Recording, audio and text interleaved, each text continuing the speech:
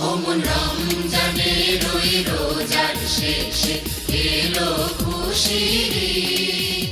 ওমন রমজানের কবিতা এলো খুশির ঈদ। কবি আবু তাহের। তুই আপনাকে প্রেমিক কবির সুরে আজ বলতে ইচ্ছে করে, ওমর রমজানের ওই রোজার শেষে এলো খুশির ঈদ। তাই রাজধানী যে শূন্য হলো, গ্রাম যে গেল ভরে। ফিরে এলো মায়ের ছেলে আপন মায়ের কোলে। ফুটল হাসি সবার মুখে ঈদের আগমনে।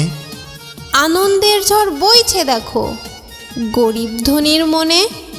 নেই ব্যবধান ধনী গরিব, আজ যে সবাই সমান।